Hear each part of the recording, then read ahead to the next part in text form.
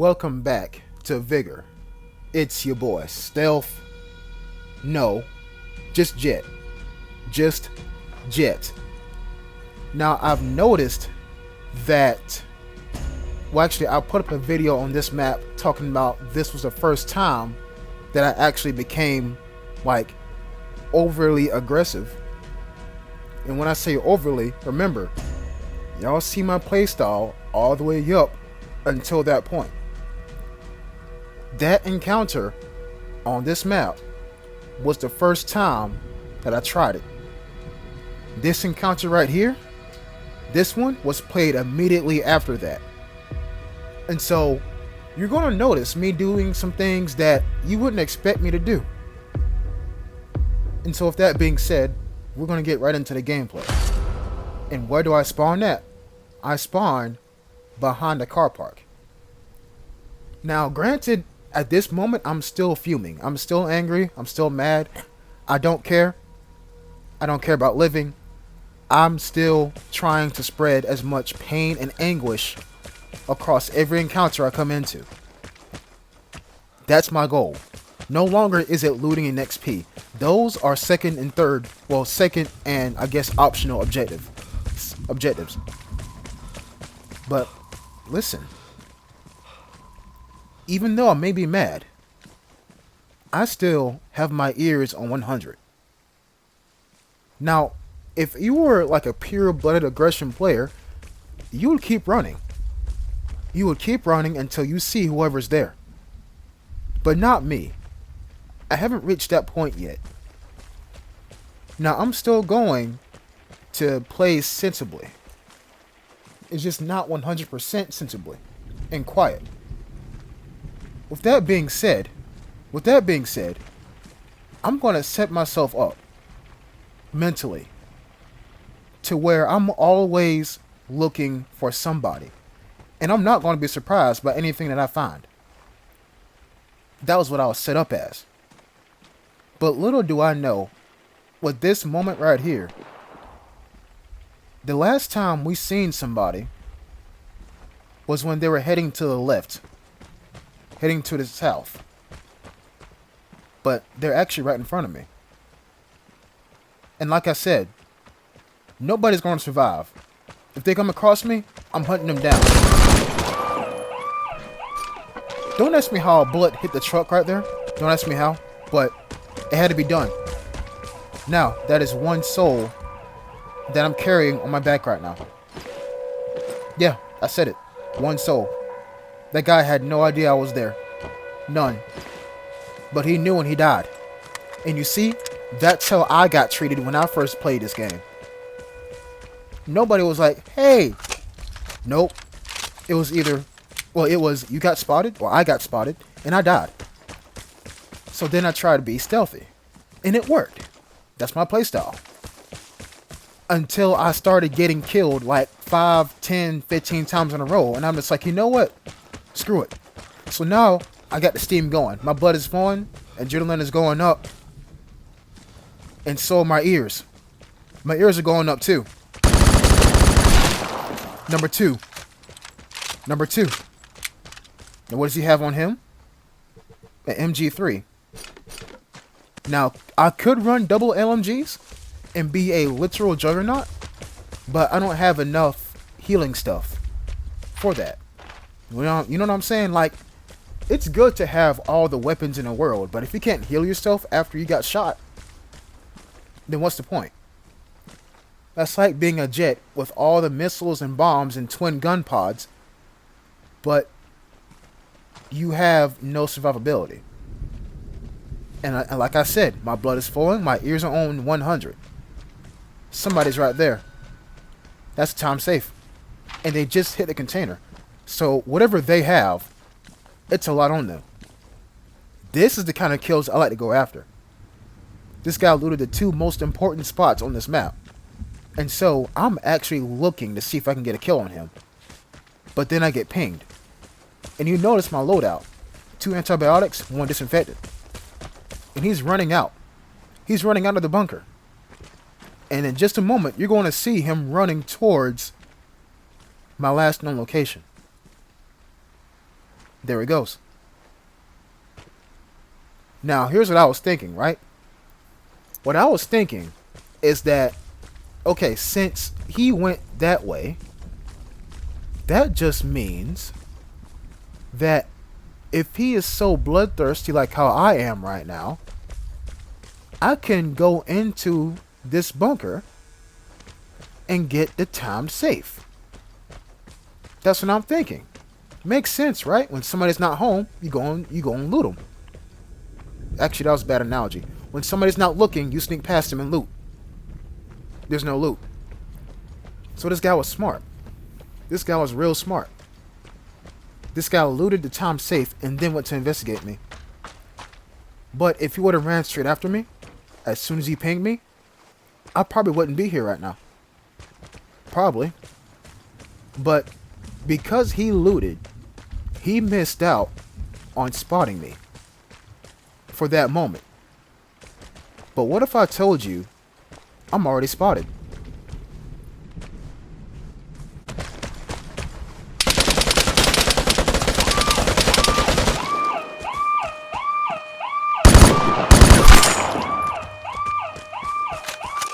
Now, I'm not going to sit here and say I shot him in the head, even though that's clearly what happened. This thing's inaccuracy, the UZ-59, its inaccuracy actually helped me. Crazy, ain't it? But anyways, that's number 3. And what does this guy have on him?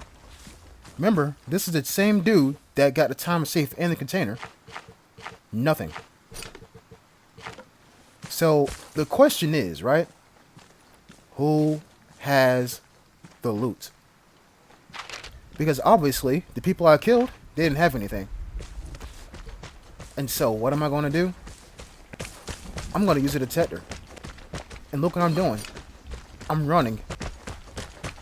I'm actually running. Normally, I'll be crouch walking. Y'all know my playstyle. But like I said, I don't care. I'm trying to cover the map and spread as much pain and anguish as I did from before. Well, not really from before, but as much pain and anguish that was put on me. Gunshots attract players. Y'all know this. I've said it plenty of times. If you get into any kind of gunfight, make sure it's short. Make sure it's short, because there are players who are better than me who are playing this playstyle. They'll come over there, soft spot you, and run straight towards you and kill you. That's how it happened to me. That's exactly how it happened to me. And so, with that being said, I'm going to run all the way over here from pretty much 20% of the other side of the map. I'm going to run over here and I'm going to investigate. Because look, when somebody shoots somebody, that's 2 players. And yeah, you know, I got 3 kills, so I'm close to a threat or whatever. I'm close. Is that like my crowning achievement? No. I'm just trying to spread death.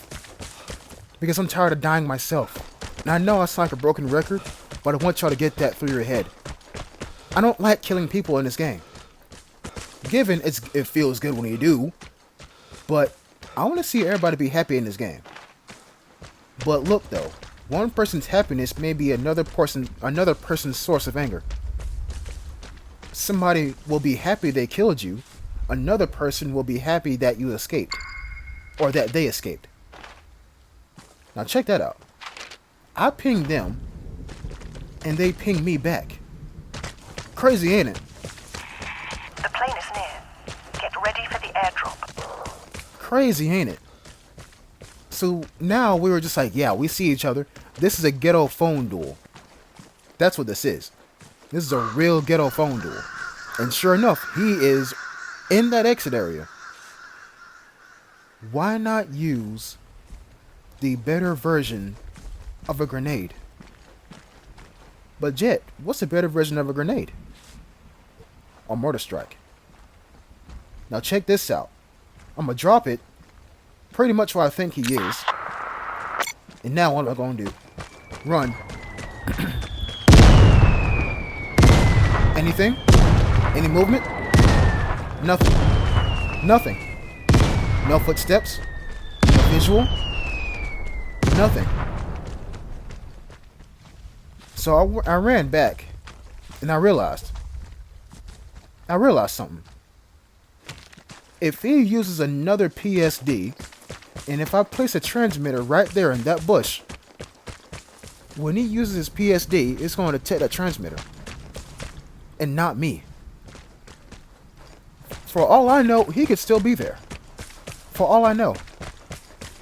But like I said, even though I'm seeing red, even though I'm seeing the darkest of reds, and that guy probably killed somebody, and so yes, it will feel very, very nice to take off his head, I'm not going to do it. I'm not going to. Because logic beats reason. At some point, I realize that even though I'm trying to spread pain and destruction throughout, the encounters I'm in, I still gotta have a head on my shoulders. And this is proof right here. You see, I'm looking in the direction of the airdrop just to see if there's anybody camping it. But in hindsight, let's talk for a minute.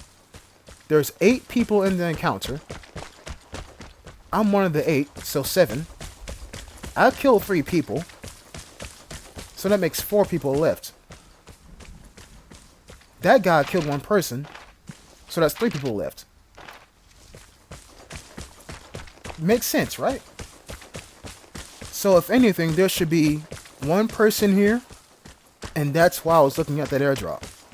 Because y'all know people will camp airdrops in this game. And when I say camp, I mean they'll relocate it and sit there. And sit right there. Now look, detector, what do we find? My transmitter and the guy is still right there. In a previous video, I talked about things that make me mad. That's one of them. That's one of them. Why would you do that? It's not the fact that he's camping there. It's the fact that you literally got pinged by PSD, giving you ping me back. But you had a whole mortar strike dropped on you, and yet you're still there? Why? Let me answer my own question. Ready for this? All the exits on this encounter are locked. That exit that he's at right now is the only one that isn't locked. So he's placing all of his chips on one bet, thinking that, okay, whoever wants to leave, they don't want to spend resources, so they're gonna come over to this exit, and when they do, I'm gonna kill them. That's what he's thinking. Smart plan,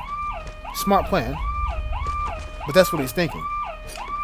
What he failed to realize, or what he fails to realize, he probably doesn't even think this far, is that due to my encounters with Shake and Finn, shout out to my boy Shake and Finn, I know the exit to my right behind the car park, that boat takes electronics.